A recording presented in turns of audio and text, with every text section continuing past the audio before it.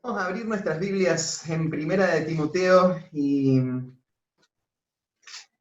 seguir nuestro estudio en esta hermosa epístola del Nuevo Testamento.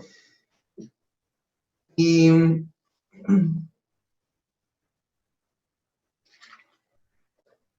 hemos empezado a estudiar una sección de esta carta donde Pablo le está dando las instrucciones específicas a Timoteo en cuanto al orden dentro de la iglesia.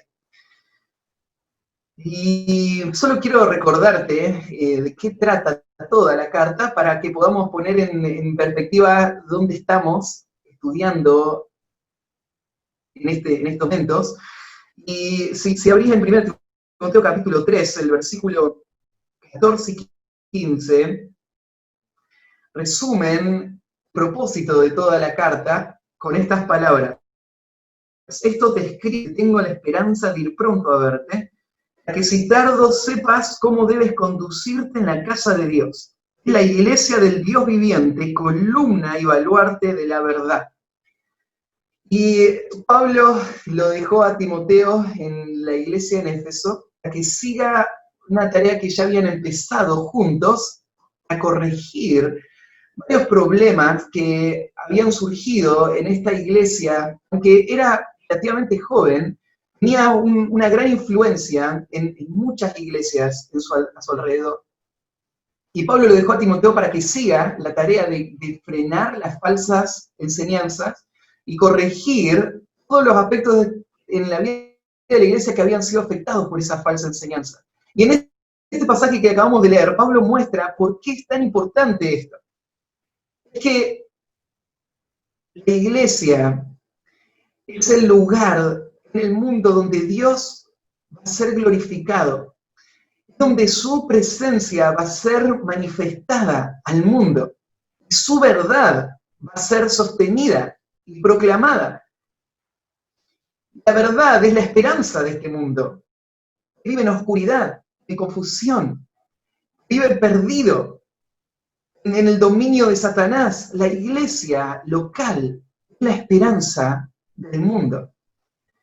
Por eso Pablo va a hacer un llamado muy apasionado a Timoteo a tomar su lugar como un líder en esa iglesia, un delegado apostólico, para poder enseñar la verdad, proteger a la iglesia del error y corregir todo lo que el error había causado.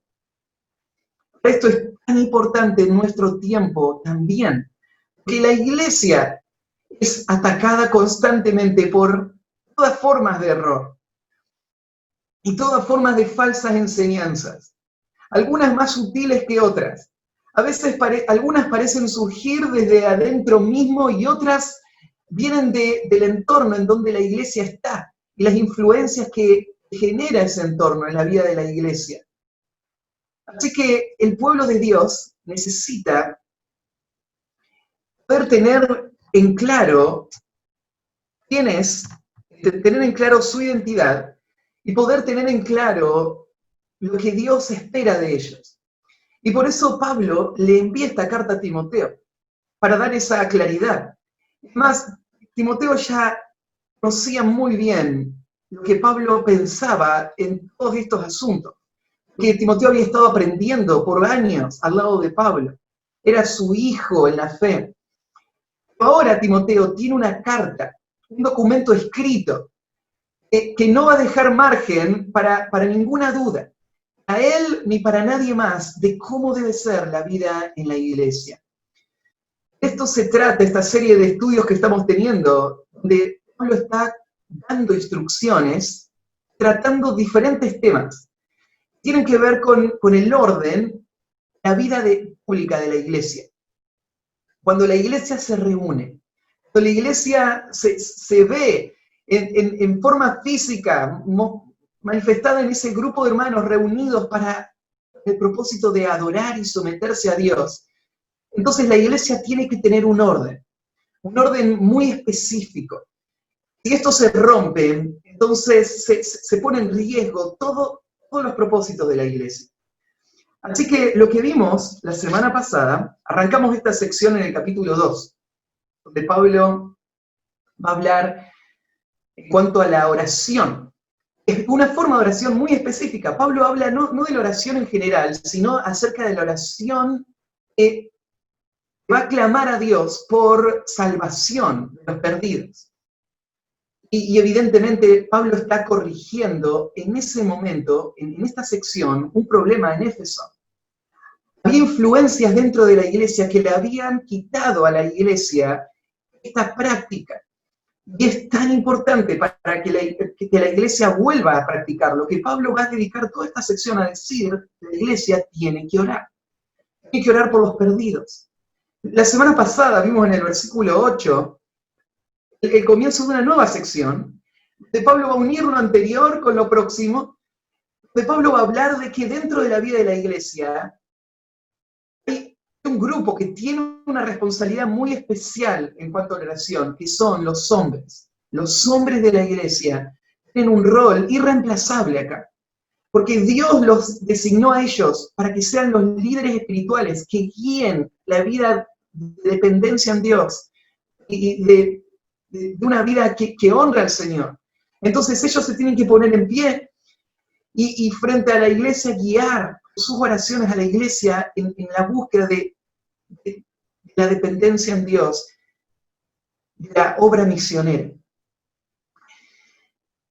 Bueno, vamos a seguir, vamos a retomar en el versículo 9, estamos en 1 Timoteo 2:9. Vamos a ver cómo va a ser una transición, Pablo, a un próximo tema. Este tema tiene que ver con las mujeres. Porque, claro, haber dicho eso de los hombres, ahora trae, por supuesto, la pregunta, ¿y qué hay de las mujeres?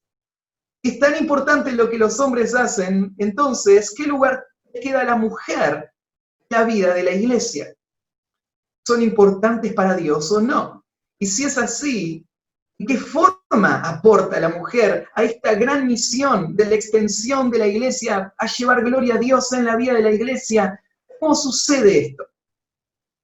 Entonces Pablo va a hacer la transición ahora para hablar acerca de las mujeres. Y si bien estuve avanzando en el resto del párrafo, no creo que hoy podemos llegar, porque son muchas cosas que se van a decir en pocos versículos y necesitamos dedicarle tiempo a cada cosa. Vamos a ver hasta dónde llegamos hoy, pero si no, la semana que viene vamos a terminar esta sección. Evidentemente, como pasó con el tema de la oración, la iglesia de Éfeso, aunque era una congregación muy joven, las falsas enseñanzas habían afectado la vida de la iglesia en diferentes formas, y una de ellas habían afectado a la iglesia en relación al lugar que las mujeres debían tener y cómo se debían conducir en la iglesia. Eso es que Pablo va a corregirlo, va a dar instrucciones. Por eso necesitamos entender un poquito del contexto, dónde estaba esta iglesia.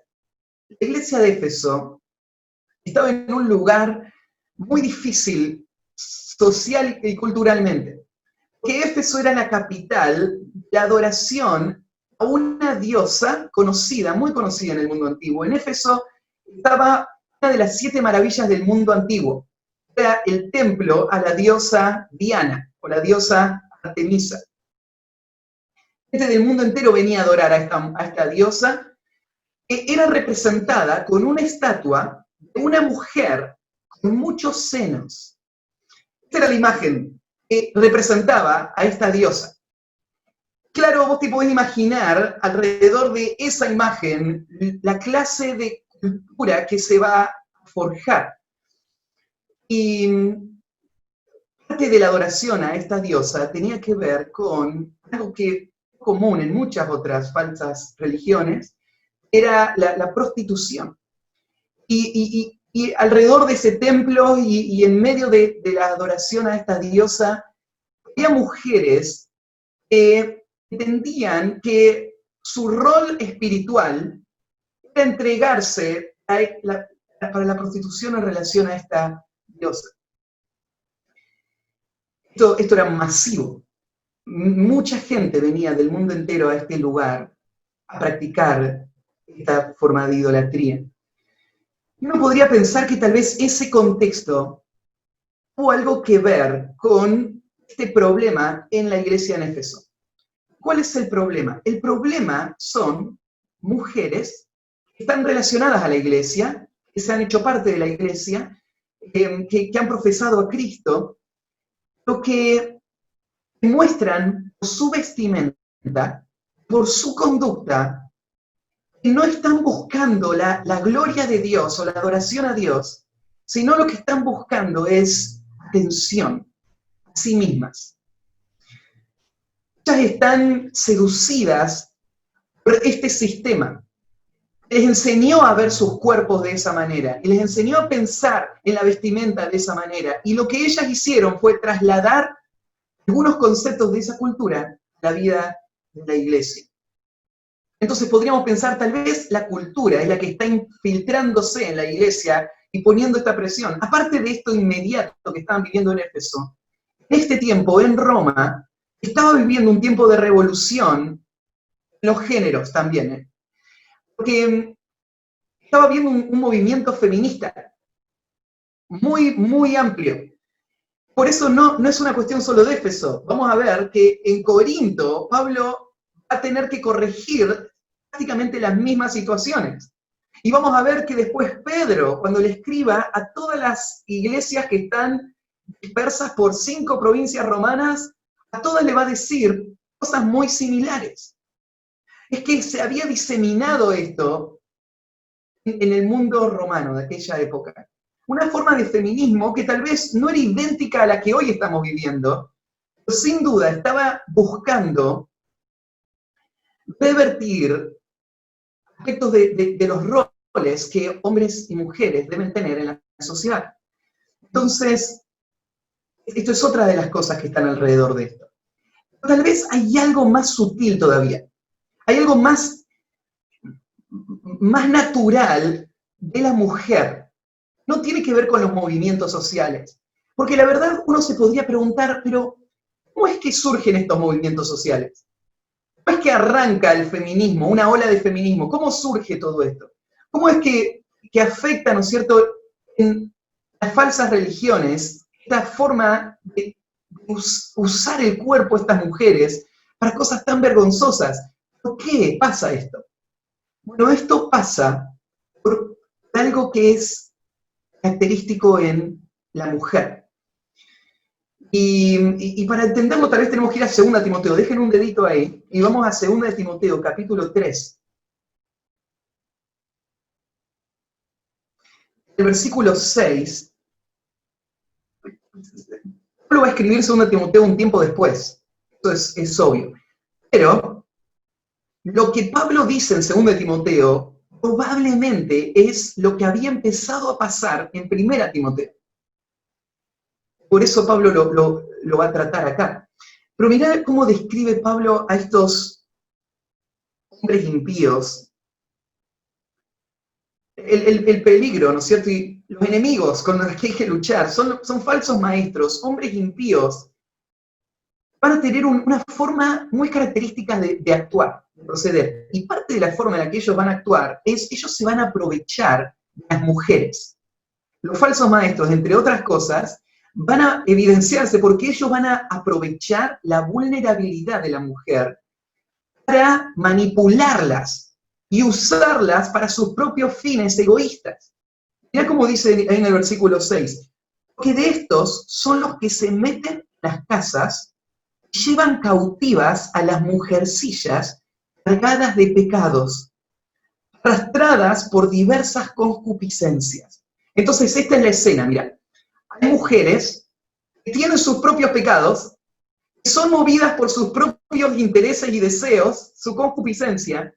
Estos hombres van a capitalizar en esa oportunidad. Ellos van a entrar y van a aprovecharse de estas mujeres y la van a usar para sus propósitos.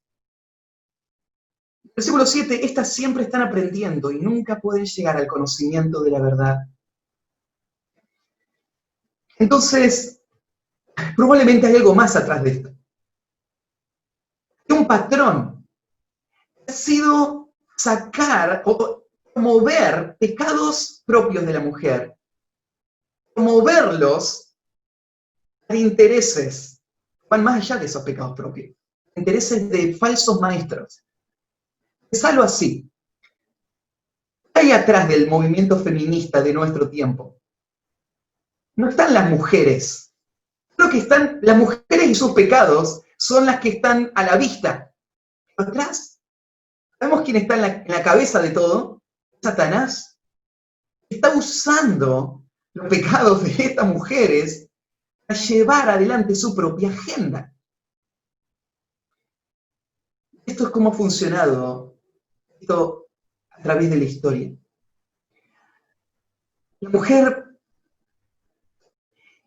fue abusada, manipulada de tantas maneras a través de los siglos.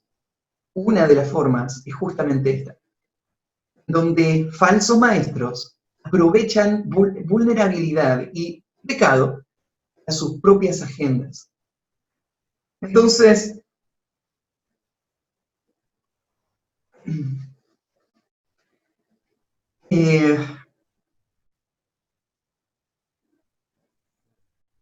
vemos que, bueno, vamos a leer el pasaje de hoy.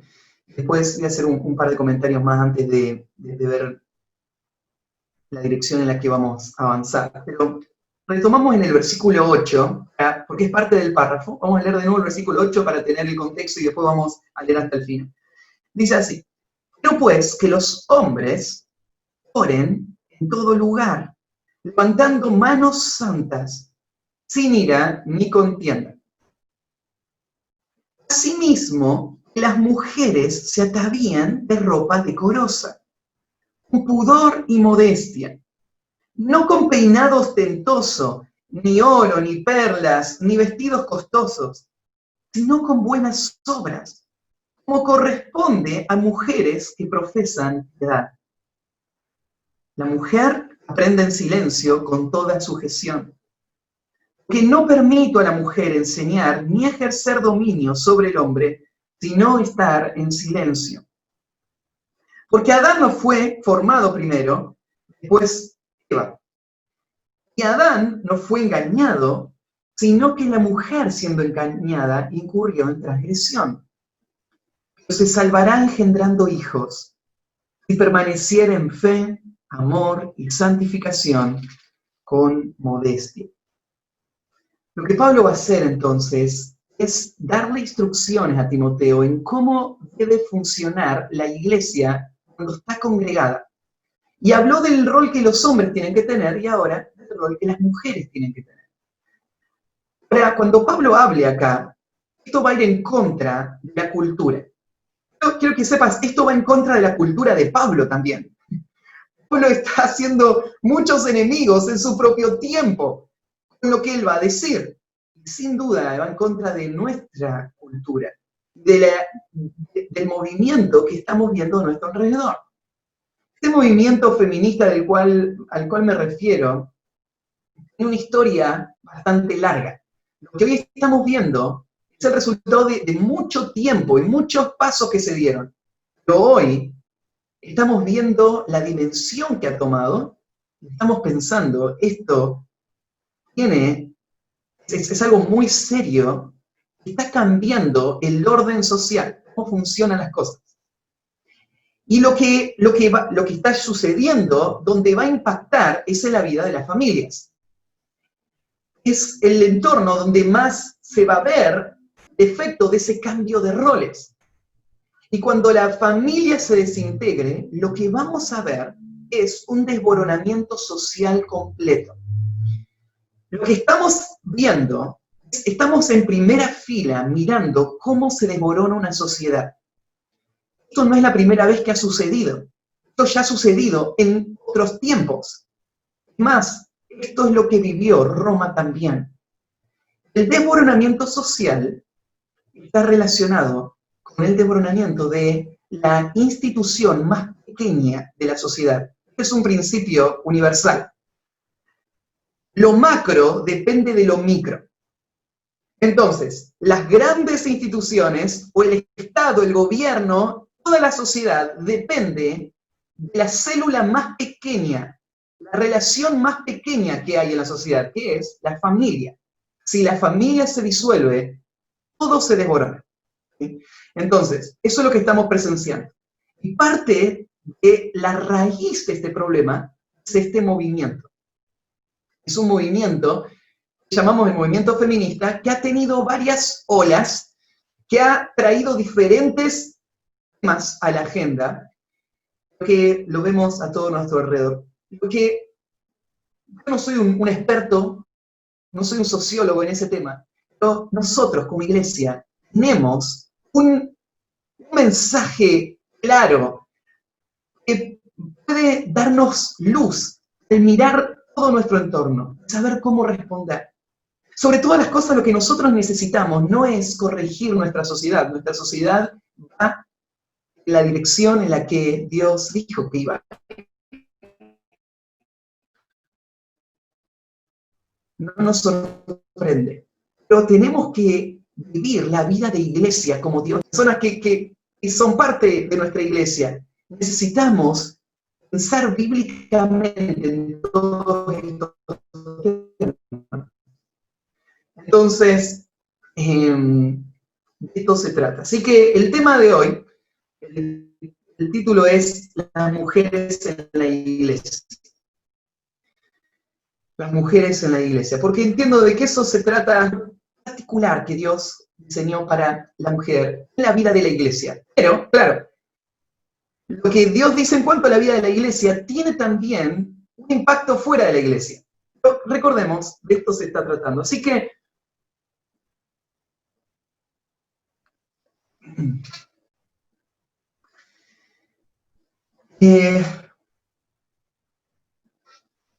cuando comienza el versículo, comienza con una conexión con lo anterior, y vos veis la palabra asimismo. Esta palabra asimismo va a introducir una nueva sección que está relacionada con las anteriores. Es asimismo lo que está diciendo es, escuchaste instrucciones en cuanto a la oración, acabo de hablar acerca del hombre, y ahora vamos a hablar acerca de la mujer. Y es asimismo, marca este punto. De acá tomamos el hecho de que lo que Pablo habla acá en cuanto a la mujer no es algo que tiene que ver con todo lo que la mujer hace. Tiene que ver con lo que la mujer hace en la iglesia cuando la iglesia está congregada. Ese es el punto. Así como hablamos, ¿no es cierto?, de la oración congregacional, ahora hablamos de la vida de la mujer en la vida de la congregación. Esto es importante porque se van a decir ciertas cosas que no son verdad en todos momentos, en todas las circunstancias, pero sí en esas circunstancias. Asimismo, las mujeres. Dice el versículo 9, las mujeres, lo primero, se atavían de ropa decorosa, con pudor y modestia. Básicamente tenemos dos conceptos que Pablo va a dar en cuanto a la vida de la mujer en la iglesia. Te voy a dar el primero. El primero es, las mujeres en la iglesia deben reflejar su piedad en su vestimenta. Las mujeres en la iglesia deben reflejar su piedad en su vestimenta. Ahora, ¿por qué Pablo va a hablar de ropa acá? ¿Qué tan importante puede ser este tema? Una carta tan pequeña, donde hay tantas cosas importantes en la vida de la iglesia, ¿por qué hablar acerca de la ropa? Que bíblicamente la ropa, si bien es algo del exterior de una persona, la ropa va a manifestar lo que hay en el corazón de una persona. Ese contexto lo veríamos de esta manera. Una mujer va a vestirse de forma ostentosa, lo que va a demostrar es que lo que ella está buscando no es la atención de Dios, sino la atención de los hombres. Ahora, quiero dar una palabra de testimonio, porque en estos años ha sido hermoso ver en la vida de nuestra iglesia mujeres que llegan a la vida de nuestra iglesia influenciadas por el entorno. Allá afuera, la vestimenta es una forma de llamar la atención. Algo que es valioso para la mujer, una forma de idolatría, ¿no es cierto? Algo que la mujer va a usar para su propio provecho. Entonces, cuando llega a la vida de la iglesia, sí, viene con esa inercia. Ella ha estado acostumbrada a vivir de esa manera, a vestirse de esa manera. Ese es el propósito de la ropa. El propósito de la ropa es llamar la atención. Ahora, ha sido hermoso ver cómo cuando una mujer se convierte, el cambio interior gradualmente empieza a producir toda clase de cambios exteriores. Entre otras cosas, empieza a cambiar la forma en la que esta mujer se viste. No porque hubo alguien, ¿no es cierto?, que la retó por lo que estaba haciendo, sino porque su corazón empieza a manifestarse esas convicciones, en esos cambios de criterio, en esos cambios de forma de ver la vida y lo que sucede cuando uno viene a la iglesia.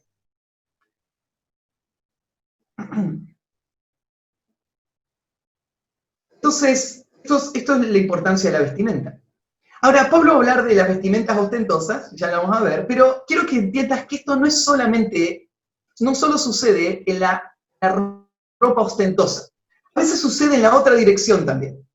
Porque yo he conocido mujeres que han sido enseñadas que no tienen que resaltar nada de su belleza, porque eso sería una forma de llamar la atención. Entonces, lo que hacen estas mujeres se entregan al abandono absoluto. Y ellas piensan que el abandono de la apariencia física es una marca de espiritualidad. Así que, estas mujeres que andan demacradas y vienen a la iglesia de forma demacrada, ¿por qué andan así? Andan así a que la gente vea que están demacradas y piensen que ellas son espirituales a través de esa cara. Ahora, al fin, termina pasando exactamente lo mismo. Ellas lo que están haciendo es captando la atención hacia sí mismas. En este caso, ellas están haciéndose ver a sí mismas como espirituales a través de este total abandono. Esto no es lo que Pablo está diciendo acá. Esto no es un llamado a la mujer a no tener ninguna consideración por su físico o por su presentación delante de Dios, pero es un llamado a la mujer a lo siguiente. La forma en la que vos te presentás, el día en que la iglesia se reúne, físicamente, con tu vestimenta, debe reflejar tu madurez espiritual, tu virtud espiritual, tu piedad espiritual, tu temor reverente a Dios. Tiene que verse reflejado eso. Así, pero ¿cómo es eso? Eso no se puede reflejar. La virtud es algo invisible. Claro que no. Es algo muy visible. Pablo está diciendo acá que aún se refleja en la forma en la que la mujer se viste. Estas mujeres que se visten de esta manera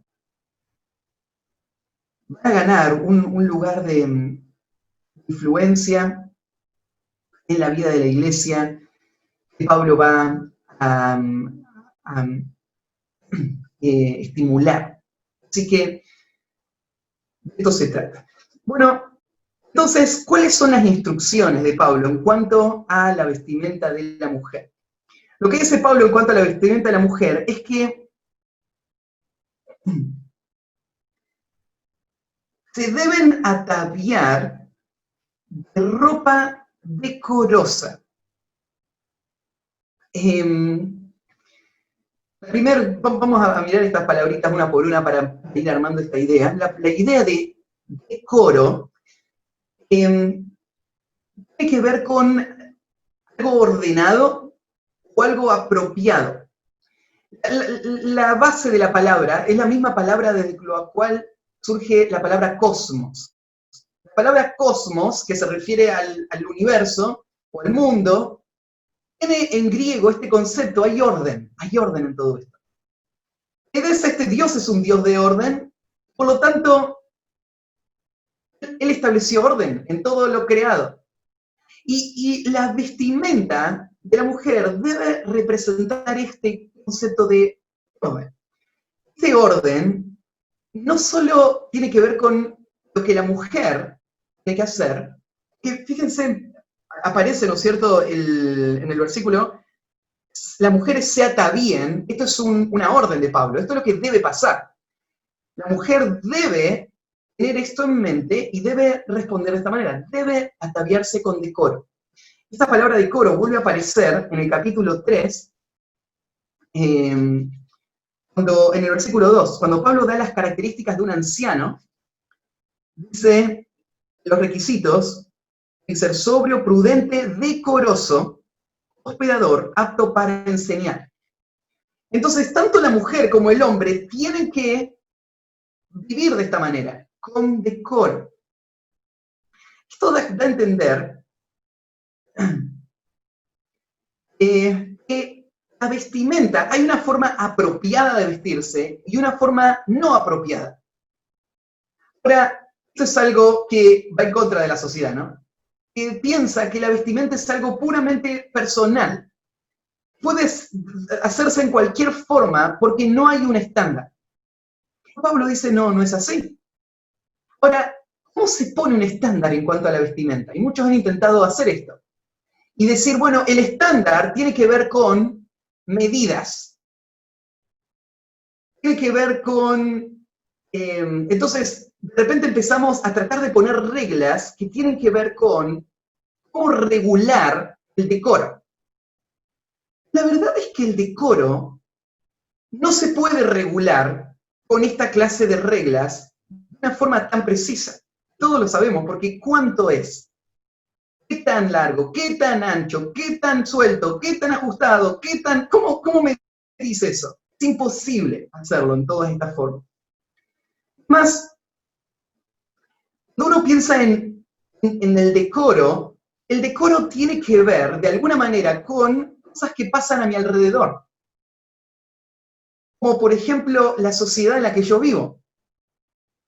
¿Por qué yo tengo puesto una corbata ahora? ¿Qué es este trapo que cuelga del cuello? En el tiempo de Jesús, esto hubiese sido algo totalmente absurdo. Pero en nuestro tiempo, representa un aspecto del decoro de nuestra cultura. No todos usan corbata, pero la corbata está asociada con una forma de trabajo y de ministerio ordenado, es representativo por una forma de vestirse. Esa forma de vestirse es de mi cultura.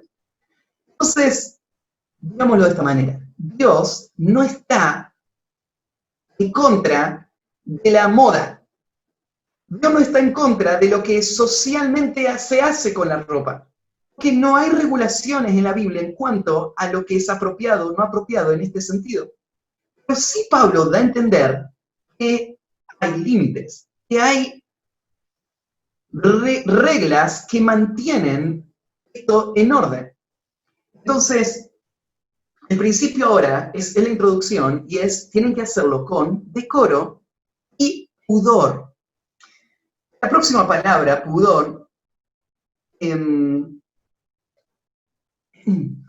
es una palabra que da la idea de temor, en un sentido, reverencia. Un comentarista lo dijo de esta manera: es la timidez natural de estar delante de un superior. Pudor es lo contrario al descaro, donde no hay ningún tipo de vergüenza, y uno siente la libertad de poder hacer lo que quiera hacer. El pudor va en la otra dirección. Hay un grado de vergüenza, sabiendo de que no puedo hacer lo que quiero hacer, sino que yo quiero honrar o reconocer a otras personas que están alrededor mío, que son superiores a mí. Esa es la idea de pudor. Es la timidez, o sea, esa vergüenza sana de cuidar para no pasar cierto límite o cierto requisito del entorno que me rodea. Esto es pudor. Y la otra palabra, la palabra modestia, es la palabra moderación, dominio propio. O sea, la moderación se debe ver en todos los aspectos de nuestra vida. Hay varios textos, ahí en Tito, por ejemplo, Tito 2:12, se dice que esto debe ser una característica de la vida cristiana. En todo debemos mostrar moderación, dominio propio. No estamos arrastrados por nada, no estamos arrastrados por nuestro entorno, ni estamos arrastrados por nuestros impulsos. Tenemos dominio propio. Y particularmente las mujeres tienen que demostrarlo también en su feminidad.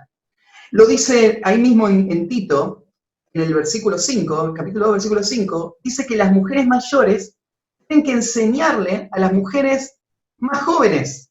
Y entre la lista de cosas que tienen que enseñarle modestia. O la misma palabra en el original. Esta idea de modestia tiene que ver con cómo conducirme de una forma apropiada, más allá de mis propios intereses. Refrenar mis propios impulsos, someterlos a la obediencia a Cristo. Entonces, no tiene que ver con lo que a mí me gusta, tiene que ver con lo que va a honrar al Señor. La modestia es esa capacidad de gobernarme a mí misma, de no dejarme llevar por mis deseos o mis impulsos. Soy modesto, yo me controlo en la forma en la que pienso y actúo. Entonces, de todas estas maneras se tienen que ataviar, tienen que vestir. Como dije antes, esto de ninguna manera dice que tienen que las mujeres despreciar cualquier intento de vestirse en una forma que les guste, una forma que sea linda para los demás. De ninguna manera. Porque si vos te fijás, por ejemplo, ¿te acuerdas la descripción de la mujer virtuosa de Proverbios 31:22? Esta expresión. Ella se hace tapices, de lino fino y púrpura es su vestido. Esos materiales eran materiales muy costosos, difíciles de conseguir. ¿Por qué esta mujer se viste así? Porque aún su vestimenta muestra su piedad. Su piedad está reflejada, ¿no es cierto?, en cómo ella vive todos los aspectos de su vida, inclusive este. Entonces, este pasaje no está diciendo que Dios no tiene ninguna consideración por cómo me vista. Es más, anoté otro pasaje, ¿se acuerdan ahí en Mateo 6, 29 y 30? Jesús habla de lo que Dios piensa de la vestimenta. Le dice a sus discípulos, no se preocupen por su vestimenta. ¿Por qué? Dios viste. ¿Pero cómo viste Dios? Por ejemplo, cuando Dios pensó en vestir a las flores, ¿cómo vistió a la flor? No la vistió con un vestido sencillo, ¿no? La vistió con un vestido glorioso. Tan glorioso que ni Salomón logra igualar la gloria de una flor. Porque la gloria de esa flor refleja al creador de esa flor. Por eso Dios se goza en ver esa flor vestida de esa gloria, que le refleja a Él. Entonces, cuando pensamos en la vestimenta nuestra, tanto la del hombre como la de la mujer, tiene que ser tal nuestra vestimenta que en nuestra vida, a través de nuestra vestimenta, llevemos gloria a Dios. Yo ya expliqué antes. Hay un problema con la vestimenta. La vestimenta históricamente y socialmente se ha usado para otro propósito, no para llevar gloria a Dios. No para resaltar la belleza de Dios o las características que Dios puso en mi vida. Entonces, por ejemplo, la vestimenta no se usa para resaltar la belleza que honra a Dios. Se usa para la vanidad. Me exalta a mi propio ego. Eso es despreciable para Dios, ¿no? La vestimenta se usa para manipular personas, especialmente mujeres, que saben, que intuyen que su cuerpo es atractivo. Y ellas usan el atractivo de su cuerpo intencionalmente para atraer atención sobre ellas y lograr sus propósitos. Esto es lo que a veces no entendemos. De los dos lados está el problema, ¿no? El hombre manipula a la mujer al hombre. ¿Cómo manipula la mujer al hombre? A través de usar su cuerpo para lograr sus objetivos. Ella le vende ese cuerpo. en una forma, ¿no es cierto?, ella está actuando como una prostituta, vendiendo su cuerpo para tener un beneficio. Esto siempre ha existido y sigue siendo algo normal en nuestro mundo. Entonces, las mujeres tienen que saber esto. Si no lo sabían aún, los hombres son visuales. Y las presiones morales entran por los ojos. Sí, los hombres cristianos también, ¿eh? Los hombres de la iglesia también. Los hombres en todos los niveles del liderazgo de la iglesia y en todas las edades, todos los hombres luchan en este aspecto.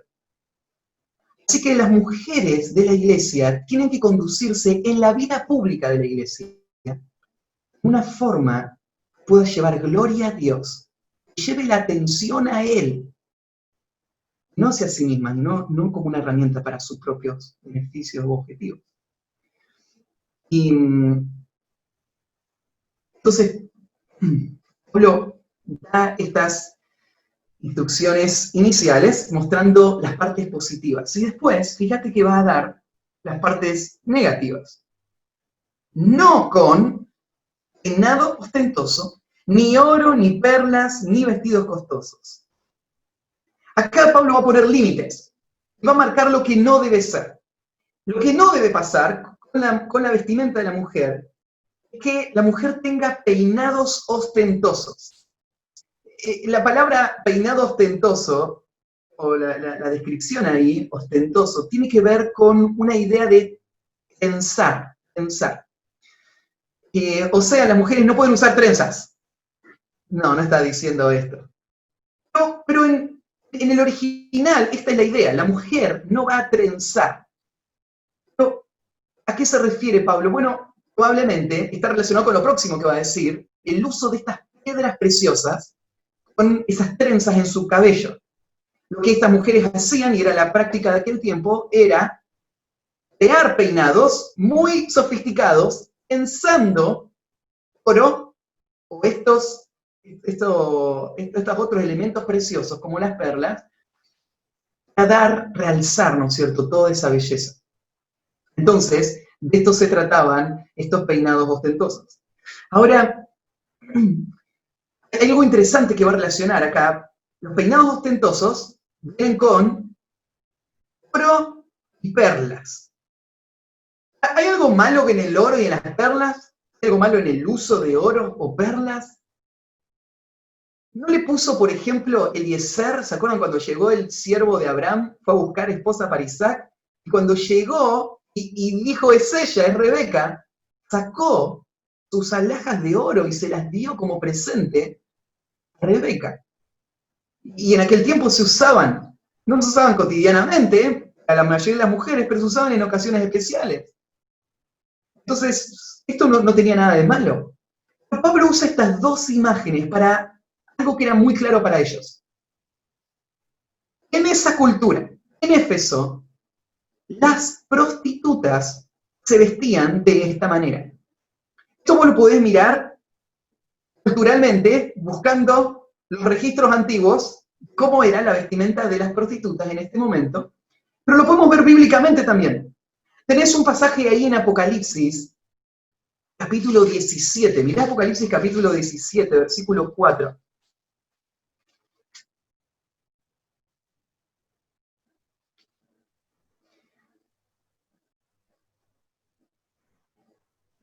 Esta es una visión de lo que se llama la gran ramera. La gran ramera no es una persona física, es una institución que es la responsable de toda la falsa religión, de toda la historia de la humanidad. La madre de todas las rameras, ¿sí? Ramera en el sentido espiritual, en el sentido de idolatría. Entonces, pero se está usando esta imagen, esta es una prostituta, fíjate esta imagen muy vívida, en el Antiguo Testamento se usaba también, la prostitución es ser infiel al pacto con Dios o a mi responsabilidad hacia Dios. Acá está la gran prostituta, la más grande de todas, y la describe como una prostituta. La apariencia de esta mujer es como una prostituta, es una organización, pero espiritualmente es como una prostituta. Fíjate cómo la describe. La mujer estaba vestida de púrpura, de escarlata, adornada de oro, de piedras preciosas, de perlas, y tenía en la mano un cáliz de oro lleno de abominaciones y las inmundicias de su fornicación. Sin desviarnos del tema a Apocalipsis, solo viéndolo como una comparación, ¿cómo se viste una prostituta? Está adornada con oro y perlas, dos elementos que se mencionan justo acá en este pasaje, y piedras preciosas. Y tiene en su mano este cáliz, un elemento sagrado, pero en realidad es abominable a Dios lo que hay adentro de ese cáliz. Entonces, dicho de otra manera, el patrón que ustedes ven ahí afuera, lo que es una mujer en el templo, no debe ser el patrón que rige acá adentro de lo que es una mujer en la iglesia. Son dos cosas totalmente distintas. Allá afuera, estas mujeres están deshonrando a Dios, usando su vestimenta de una forma que deshonra a Dios. Porque ellas la están usando a su propia gloria, a sus propios intereses. Ellas son idólatras. Lo transferimos al mundo espiritual. ¿No es esto lo que tenemos a nuestro alrededor?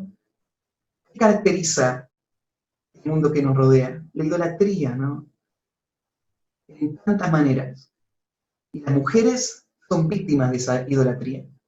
Bueno, víctimas y las que se entregan a esa idolatría. Son sus propios pecados los que son arrastrados por el sistema a vivir esta idolatría en este aspecto, la forma en la que se vistan. Esa mujer está vestida ahí, pensando en que esto, ¿no es cierto?, está trayendo algún beneficio a ella. Y lo que está haciendo está haciendo de tropiezo y llevando al pecado a tantos hombres a su alrededor. Él ni se imagina todo lo que pasa por sus mentes. Entonces, habla de estas perlas, el oro, la perla, y habla de los vestidos costosos. Esto es algo importante también para tener en cuenta. En el mundo antiguo, las diferencias sociales eran mucho más grandes, mucho más amplias. ¿Cuál es el problema de vestirse con un vestido costoso? Bueno, en realidad no hay ningún problema en el costo del vestido, porque esto no es un pecado. Uno podría decir, sí, pero podría vender y darlo a los pobres. Sí, en diferentes circunstancias, personas pueden usar sus bienes para formas de comodidad o de placer que son distintas a las de otro. Entonces, una persona gastó 50.000 pesos en sus vacaciones y otro gastó 5.000 pesos en sus vacaciones. ¿Está mal gastar los 50.000 en vacaciones? No necesariamente. Hay otras preguntas que habría que hacerse en cuanto a por qué gasté esos 50.000, pero no está mal el hecho en sí. Está mal gastar 10.000 pesos en un vestido o gastar 500 pesos en un vestido. Bueno, ya no hay vestido de 500 pesos, ¿no? 1.000 pesos en un vestido, lo que sea que valga. Ahí tenemos un fabricante de ropa que sí, nos hace el precio. Ahora, puede haber diferencia, ¿no es cierto?, en calidad, lo que sea. No está mal. ¿Cuál es el problema? ¿Por qué Pablo ataca este tema de los costos de los vestidos? Bueno, el tema es, en ese tiempo había una brecha económica mucho más grande. Y vos tenés que imaginarte esa situación. Llega a la iglesia una mujer, sus vestidos son costosos. Hay historiadores que dan imagen de cómo se vestían ciertas mujeres. Y hay vestimentas con todas estas piezas que tenían estas mujeres que superarían hoy $1.000.000 pagar lo que esa mujer tiene encima. Esa es la magnitud a la que llegaban algunos de estos formas de vestirse. Claro que en las iglesias probablemente no entraba una mujer con un vestido de $1.000.000, pero sí mujeres ostentaban sus riquezas en su vestido. Y aparte de inflar su vanidad, lo que hacían era dar tropiezo a otras mujeres que estaban en el otro extremo. Mujeres que casi no tenían nada que ponerse. Estas mujeres llegaban con su simplicidad y la otra mujer llegaba con su pomposidad. Y todos en ese tiempo se dan cuenta cuánto gastó. Entonces, era tan evidente el costo que tuvo ese vestido que no era bueno. No era bueno que todos vean el costo que tuvo ese vestido. Trasladándolo a nuestro tiempo, esto es un punto para pensar. En nuestro tiempo no está tan distanciada la brecha. Podríamos entenderlo de esta manera. No es bueno que todos vean el costo que tiene lo que usa. Porque es una forma de amor y cuidado, poder convivir en una relación que no lleve a esa distancia. Entonces, no es bueno que esos vestidos sean tan costosos. Yo sé que los hombres van a estar contentos con lo que acabo de decir, ¿no es cierto? Lo van a notar y se lo van a recordar a sus esposas cuando van a salir a hacer shopping o a comprar. Ahora, no tiene nada malo gastar en un vestido, pero este era el principio. Ahora, si esto no es lo que hay que hacer, ¿cómo se viste una mujer? Una mujer piadosa, una mujer cristiana, y lo va a decir en el versículo 10. Sino con buenas obras, como corresponde a mujeres que profesan piedad. ¿Cómo se viste una mujer? Y acá está hablando del vestido físico, ¿no? ¿Qué me pongo? Es la gran pregunta. Para prepararte, vestirte, es algo importante. ¿Cómo se viste? ¿Qué debería ser? Bueno, el vestido de una mujer debería ser el resultado de una vida piadosa que fluye desde adentro hacia afuera y que condiciona, dirige y marca lo que se va a poner, lo que no se va a poner. Y vos decís, pero eso es tan ambiguo, es difícil de tomar esto en mente. ¿Cómo? A mí sería más fácil que Pablo me hubiese dicho, ¿no es cierto?, cuánto puede costar un vestido. Más de 1000 no. O qué medida tiene, o qué talla tiene que tener un vestido, o qué colores tiene que tener un vestido, o cuántos aritos me puedo poner, o sea, no está eso. Pero está este principio. Debe reflejarse en mis motivaciones. Son piadosas. Y que mi conducta refleja esa motivación piadosa en las decisiones que yo estoy tomando, aún cuántos aritos me pongo, aún qué clase de vestido, qué talle, qué color, qué forma. Todo esto es parte. Sí se puede percibir, según Pablo. Entonces, lo que dice, mira, ahí el versículo 10, cuando arranca dice, sino con buenas obras, lo que está diciendo no es que está de repente espiritualizando todo, está diciendo, bueno, ahora vístanse no de vestido lujoso, sino vístanse de buenas obras. No está diciendo vístanse de buenas obras, vístanse con buenas obras. O sea, la preposición griega que aparece ahí da esta idea. Las buenas obras son la fuente, las que dirigen el proceso de la vestimenta física de una mujer. Esa es la idea, vístanse con buenas obras. ¿Qué son estas buenas obras? Las buenas obras son algo que se habla muchísimo en el Nuevo Testamento, ¿no?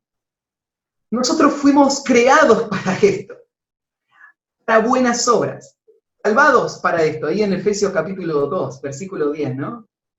Obras que Dios preparó antemano para que andemos en ellas. Las buenas obras son la evidencia de la obra transformadora de Dios en nuestra vida.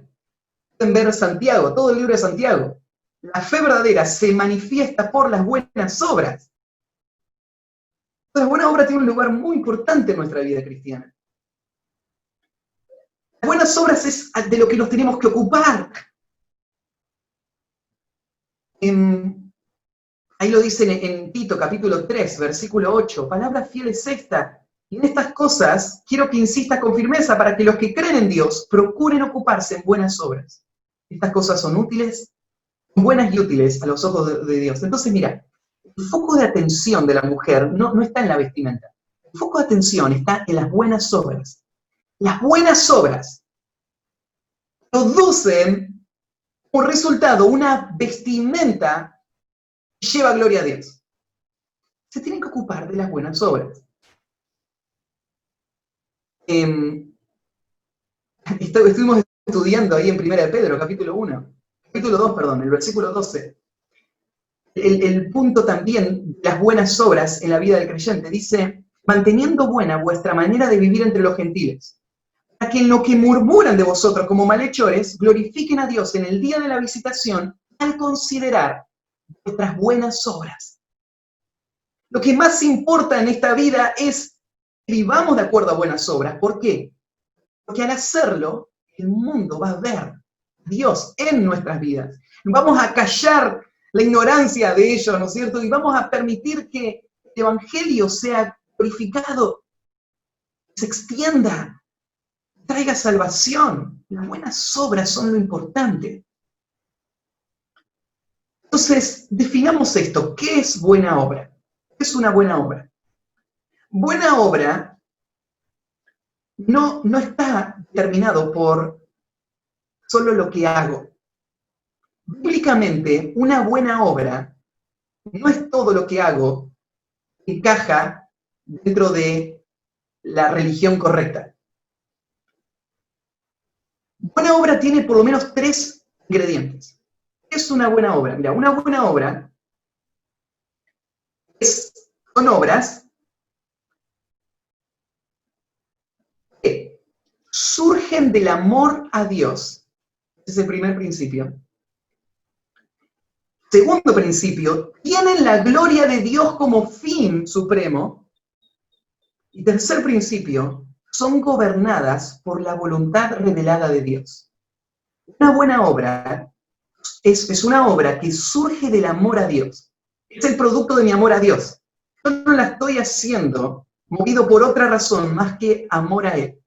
Segundo, el fin que busco es la gloria de Dios en esto que estoy haciendo. Tercero, lo que estoy haciendo, o sea, el tercer que yo, son gobernadas por la voluntad revelada de Dios. Lo que significa es, yo no puedo inventar lo que es una buena obra. Una buena obra es lo que Dios dice que es una buena obra. Entonces, lo que dice la Escritura, eso hago. Estos 3 ingredientes forman lo que son las buenas obras de los creyentes. Así se debería vestir una mujer, vestida de buenas obras. Ahora, ¿cómo se ve una mujer vestida así? Bueno, mirá, por ejemplo, hay en Hechos capítulo 9, la historia de una mujer, se llamaba Dorcas. Dice en el versículo 36, había entonces en Jope una discípula llamada Tabita, que traducido quiere decir Dorcas. Esta abundaba en buenas obras, en limosnas que hacían. Esta mujer estaba llena de estas buenas obras. En el versículo 39, lo llaman a Pedro porque murió la mujer, y lo llaman. Cuando llega, dice el versículo 39, levantándose entonces Pedro fue con ellos. Cuando llegó, le llevaron a la sala donde le rodearon todas las viudas, llorando y mostrando las túnicas y los vestidos que Dorcas hacía cuando estaba con ellas. Fíjate, lo que muestran son vestidos, pero estos vestidos son el producto de las buenas obras de esta mujer, que mostró la clase de vestidos que ella produjo, pero son vestidos que sirvieron a mostrar la generosidad de un corazón amoroso. El servicio fiel de una hermana en la fe, que ve necesidades y se entrega para suplirlas. Claro, hacía vestidos, los mejores vestidos hacía esta mujer. Estos mejores vestidos los tienen esas otras hermanas. Los recibieron durante la vida de esta mujer, antes de que muera. Y que ahora vienen y los muestran. Este es un ejemplo, ¿no es cierto?, de una mujer vestida de buenas obras, o por las buenas obras. Sus vestidos reflejaban y fueron el producto de su amor, consagración, entrega, servicio. Esto tiene que ser el vestido de las mujeres, sus vestimentas tienen que mostrar esto. Y después dice, al final, ¿no es cierto? Sino con buenas obras, ¿cómo corresponde? ¿Cómo corresponde? Esta idea, ¿no es cierto? De nuevo, esto es apropiado, esto es lo que debe ser. Esto encaja, esto coincide. De otra manera, no coincide. Si una mujer cristiana no está viviendo de esta manera, no coincide su forma de vestir con quien ella dice ser. Esto es apropiado, corresponde ¿a quién? A mujeres que profesan piedad. Mujeres profesan piedad. Acá profesar, la palabra que se traduce casi siempre en el Nuevo Testamento como prometer. La palabra profesar que aparece acá casi siempre en el Nuevo Testamento significa prometer. Se traduce de esa manera. En este contexto, profesar es que estas mujeres están afirmando querer vivir para la gloria de Dios, querer vivir para obedecer a Dios. Eso es la salvación, ¿no? Eso es el evangelio. Las mujeres fueron rescatadas de su idolatría y de su egocentrismo y fueron traídas a una vida de adoración. Ellas profesan esto, prometen esto, aseguran esto, pero su vestimenta no coincide. No, la vestimenta tiene que coincidir con esta profesión, esta promesa que ellas hicieron.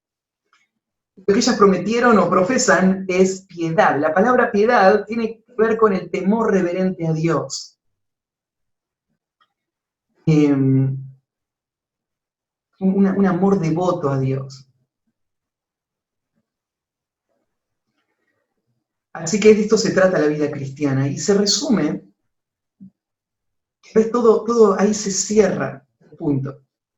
Este es el argumento, esta es la razón por la que estas mujeres tienen que vivir de esta manera. Entonces, hay un cambio radical en la apariencia de una mujer que se convierte. ¿Por qué? Porque hubo un cambio tan radical en su corazón, que ese corazón empezó a manifestarse en esa apariencia renovada, limpiada. Dijimos, esta mujer, es importante cómo se viste, ¿no? No es que la mujer tiene que decir, bueno, ya está, ¿no? Entonces, no me ocupo más. No, sí se tiene que ocupar, porque la verdadera piedad se ocupa de eso. Que el decoro es una parte necesaria para llevar gloria a Dios, lo que Él nos dio. Entonces, pensémoslo así, el grado de hermosura que Dios le dio a una mujer es parte del propósito suyo. No hay nada de gloria propia en eso porque la mujer no hizo nada para ganar esa hermosura, pero sí hay mucha responsabilidad. ¿Y cuál es la responsabilidad? La responsabilidad de la mujer es llevar gloria a Dios con lo que Dios les dio. Dios le dio gracia. Dios le dio hermosura. Y eso es resaltado con la forma en la que ella se viste. Pero esa vestimenta perdió su lugar cuando esa vestimenta pone la atención en ella y no en su hacedor. Cuando le da a ella las herramientas para manipular y no para servir y adorar a Dios. Entonces, esta es la forma en la que hay que pensar en cuanto a la vestimenta. Proverbios 31:30. Engañosa es la gracia y vana la hermosura. La mujer que teme a Jehová, esa será alabada. Temor a Jehová es la característica que da forma a todo lo demás. De otra manera, ¿no es cierto? Solamente como el mismo proverbio lo dice, ¿no? Un anillo de oro en el hocico de un cerdo. Así es la hermosura en una mujer que está apartada de razón, una mujer necia. Este es lo que debemos buscar. Hay un pasaje paralelo a este, que está en 1 de Pedro capítulo 3. En 1 de Pedro capítulo 3, de nuevo, otro autor, escribiendo a otra audiencia, en otra región, va a dar principios parecidos, dando a entender que esto no es una cuestión de Pablo nomás, no es una cuestión de Éfeso nomás. Esto es lo que representa la virtud de una mujer cristiana. Y dice en 1 Pedro 3, vuestro atavío no sea el extremo de peinados ostentosos, de adornos de oro, o de vestidos lujosos. Lo mismo que Pablo nos dijo, ¿no? Sino el interno, el del corazón. O sea, el adorno tiene que adornarse el corazón, dice. Adentro hay que adornarse. En el incorruptible ornato de un espíritu afable y apacible. Y acá enriquece el concepto, no vamos a estudiar todo, pero está hablando, ¿no es cierto?, de cómo se ornamenta o se resalta la belleza de un corazón transformado. Es de gran estima delante de Dios.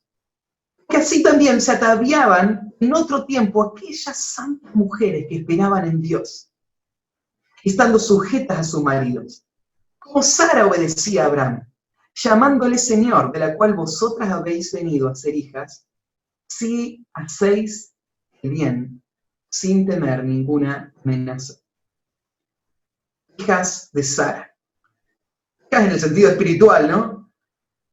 Así como somos hijos de Abraham, en un sentido, las mujeres pueden verse a ellas como hijas de Sara. O sea, como siguiendo el mismo legado que Sara les dejó.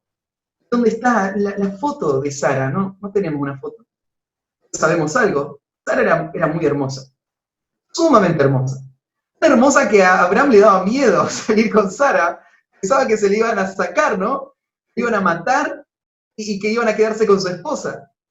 Entonces buscó toda clase de excusas para ocultar, no para ocultar, para protegerse de esa situación. Pero en medio de toda esa hermosura, acá Pedro muestra, pero que no tenemos una foto física, sí tenemos una foto espiritual, de corazón de Sara. Como tenemos una foto de Sara, podemos imaginarnos cómo ella se vestía. ¿En serio? ¿Sí?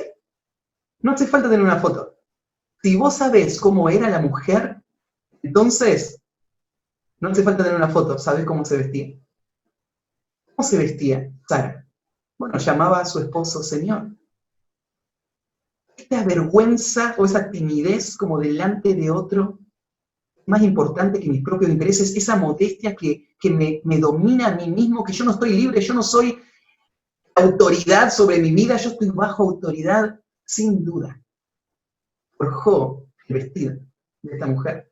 Entonces dice, imítenla, vivan de la misma manera y eso va a traer el mismo fruto que tuvo en Sara.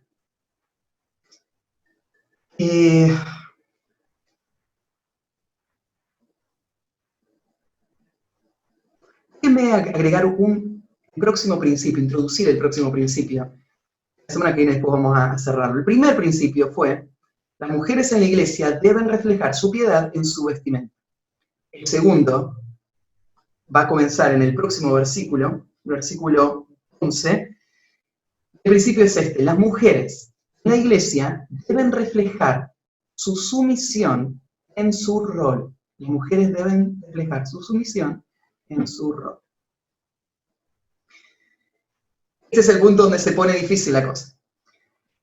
Que bueno, fue difícil hablarle a una mujer de cómo se puede vestir y cómo no se puede vestir, pero ahora decirle esto, a aquel tiempo hubiese sido un ataque directo a un sentir social muy fuerte. Y lo mismo pasa con nosotros. Pero a Pablo no le tembló el pulso al decir estas cosas, ¿no?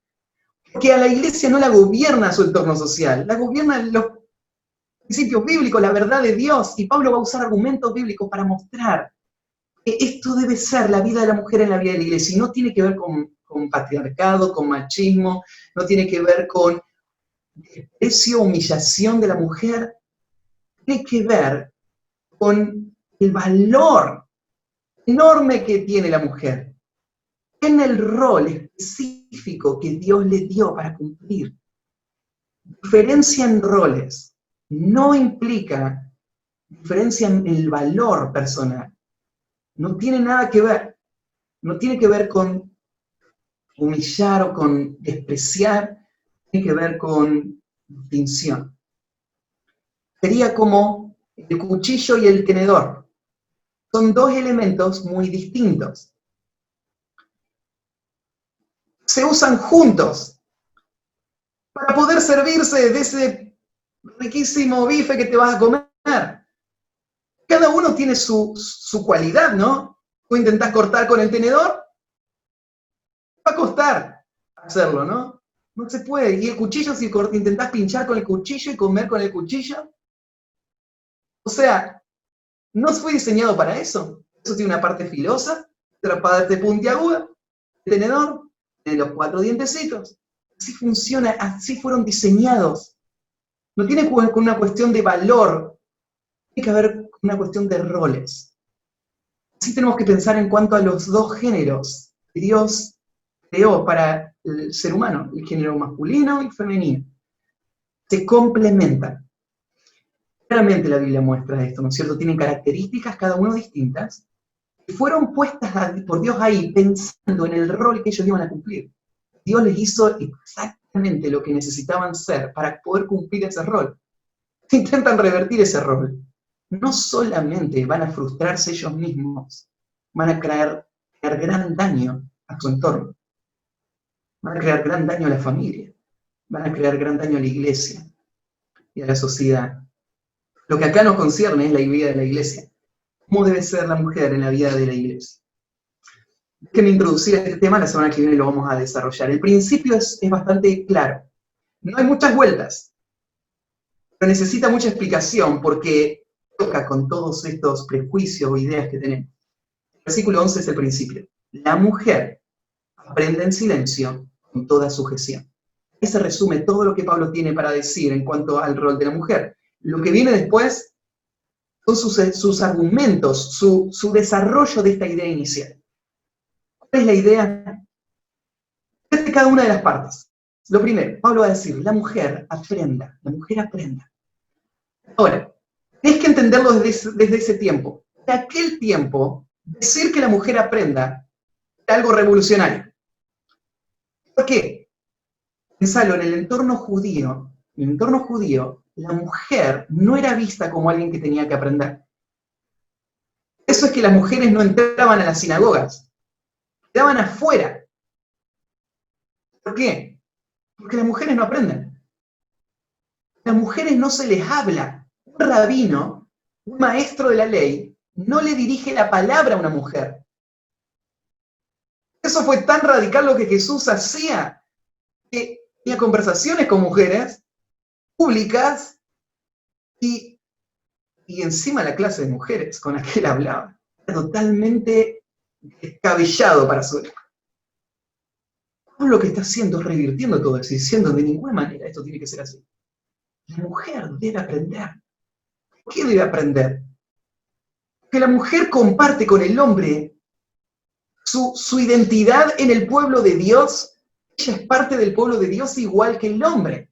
Ella es amada por Dios, ella es una hija de Dios, ella espera el mismo futuro glorioso, celestial, del hombre. Ella es coheredera de la gracia, ¿no es cierto? Todo esto es cierto. Entonces la mujer no debe ser desplazada del entorno necesario para poder madurar y llegar a ser como Cristo. Ella tiene que llegar a ser como Cristo, tal como el hombre. Entonces, lo primero que Pablo señala es algo sorprendente para su época. La mujer tiene que aprender. Igual que el hombre también aprende, ¿no? Pero, claro, acá está señalado ya el principio que después va a venir. El rol exclusivo de la mujer en la iglesia es la de una que aprende. La verdad es que esto es verdad para la mayoría, aún para muchos hombres. Cuando ellos se sientan, lo que están haciendo es aprendiendo. No hay nada que me humilla de tener que aprender, ¿no? Aprender no es algo humillante, es algo valioso, necesario, es algo que Dios usa para desarrollar nuestra vida. Pero hay una diferencia con el hombre. En la vida pública de la iglesia, el hombre no solo aprende, el hombre también enseña. Pero no así la mujer. Este es su rol. Su rol es aprender.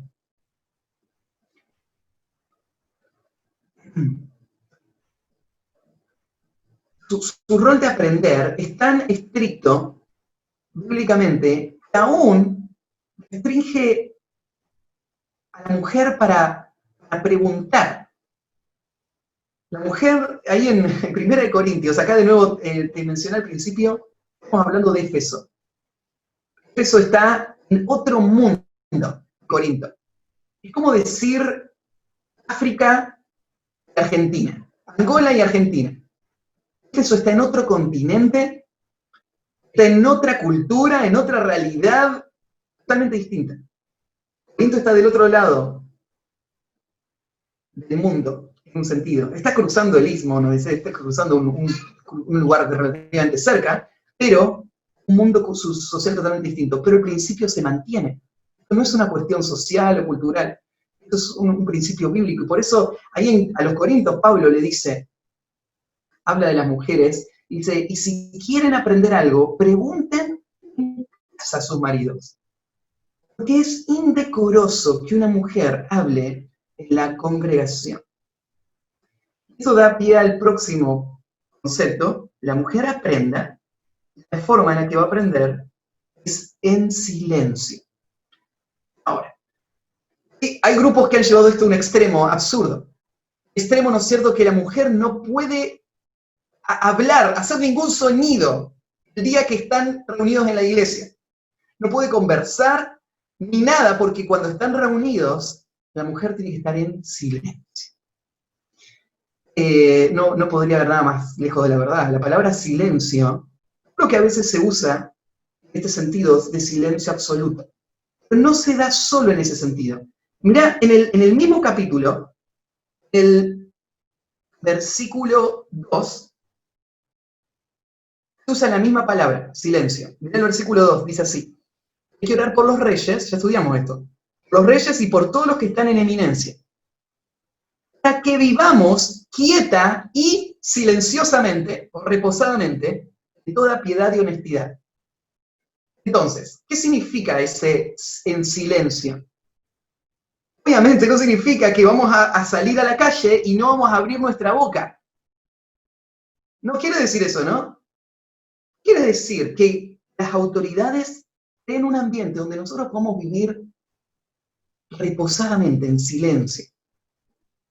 La misma palabra silencio por eso. Bueno, tal vez nos ayudaría a mirar otro pasaje. 2 Tesalonicenses, capítulo 3, versículo 12. En 2 Tesalonicenses 3:12, está corrigiendo otro problema en la iglesia. La iglesia en Tesalónica se había absorbido tanto por la idea de que Cristo volvía pronto, habían sido negligentes con sus trabajos. Dicen, no, vuelvan a trabajar. Tienen que ser diligentes y esforzados. Esperar la venida del Señor, esta es la mejor forma de esperarla, siendo un buen testimonio al mundo que la rodea y no tener necesidad, porque si no van a cargar a la iglesia y va a haber que usar los recursos, la obra del Señor, para sostener a personas que están siendo negligentes. Entonces, baje, Pablo va a decir. Primero, como le dice ahí en el versículo 12, los tales mandamos y exhortamos por nuestro Señor Jesucristo, que trabajando sosegadamente coman su propio pan. Ahí la palabra sosegadamente es esta idea, trabajen en silencio. Esta es la idea. Ellos van a trabajar sin ser el centro de atención. Ellos van a trabajar socialmente en silencio. En la periferia, en los lugares, ¿no es cierto?, que tal vez son rutinarios, no son tan visibles. Estas no son personas que están tratando de escalar hasta la cima, que su corazón está en otro lado. Son personas que tienen que ser responsables, entonces van a ser responsables en su vida. Van a trabajar en silencio, sosegadamente. Esta es la idea. Entonces, volviendo a 1 de Timoteo 2, significa que estas mujeres tienen que estar en silencio. Significa que estas mujeres no van a atraer atención hacia sí mismas. Estas mujeres, su rol es aprender. Ellas van a convivir con la iglesia normalmente, sin ninguna distinción, pero a la hora de tomar los roles, ellas no van a ser la voz que se va a escuchar. Entonces, no podemos tener una perspectiva tan absurda como para eliminar todas estas voces. Porque la verdad es que la voz de la mujer se escucha en la vida de la iglesia. Y cuando pensás en la mujer hablando o enseñando, vos ves a mujeres enseñar en diferentes ámbitos. En el Nuevo Testamento. Es, por ejemplo, las mujeres mayores que le tienen que enseñar a las mujeres menores. Entonces no están en silencio las mujeres en las relaciones de la iglesia. Es a mujeres que le enseñan a hombres. ¡Ah! Sí, ¿recordás cuando Priscila y Aquila lo agarraron a Apolos? Lo corrigieron. ¿Quién corrigió a Apolos? Priscila y Aquila. Entonces una mujer puede hablarle a un hombre y corregirlo si el hombre está mal. El silencio no quiere decir una mujer no le puede hablar a un hombre, no le puede enseñar a un hombre, no, de ninguna manera. Recordemos el concepto. Asimismo las mujeres, ¿se acuerdan? En la congregación, cuando la iglesia se reúne como iglesia, la mujer va a tomar su rol de un aprendiz en silencio en la vida pública de la iglesia. Y el segundo principio dice, no solamente en silencio, sino con toda sujeción. Esta expresión, sujeción, tiene que ver con subordinación. Es ponerse bajo, es obedecer.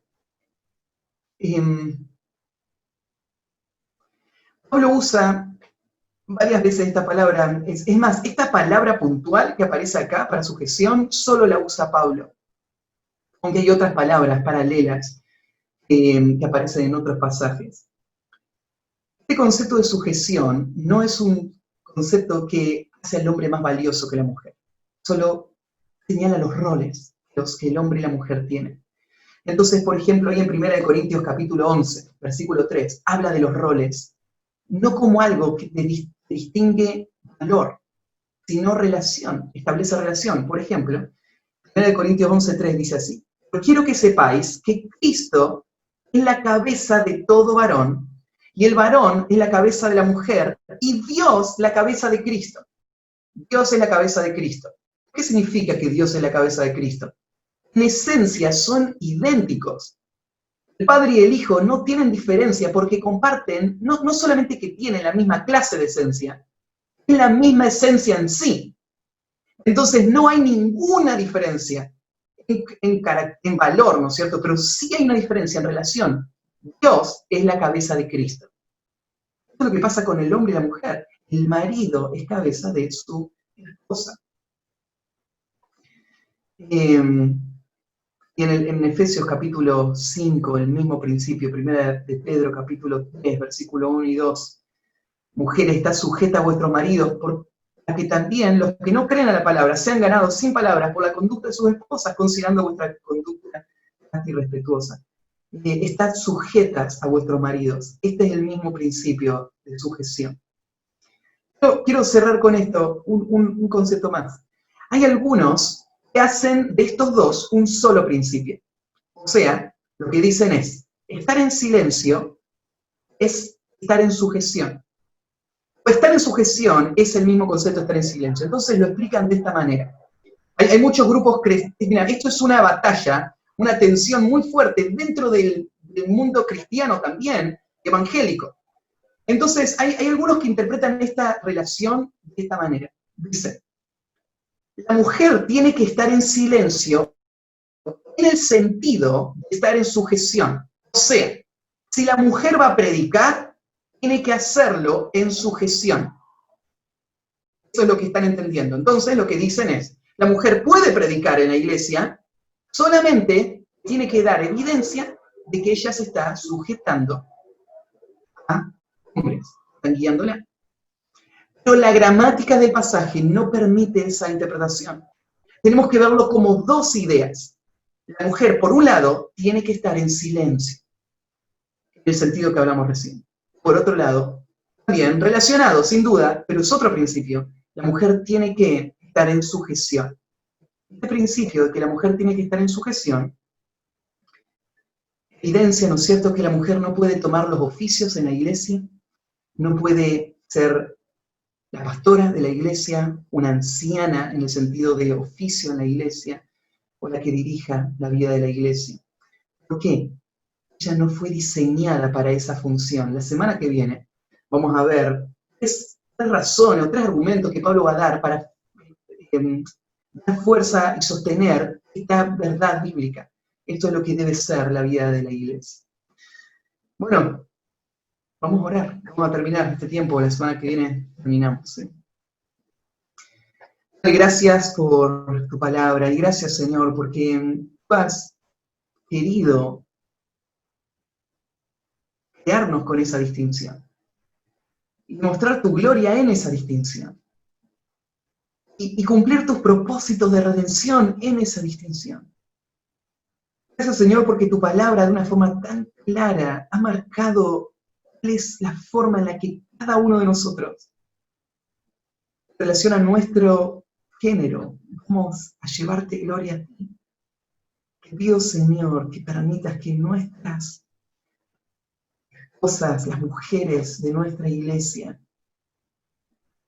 nuestras hijas, las mujeres que están en formación, puedan tomar ese lugar que tú le has dado y llevarte mucha gloria a ti en ese rol, siendo tan precioso lo que tú les has encomendado. No permitas que este mundo les robe esto. Glorifícate en sus vidas, Señor. Muestra tu grandeza en sus vidas a través de su vida fiel a ti. Y te agradezco, Señor. Permítenos honrar a la mujer tal como tú la honraste, en el lugar que tú le diste.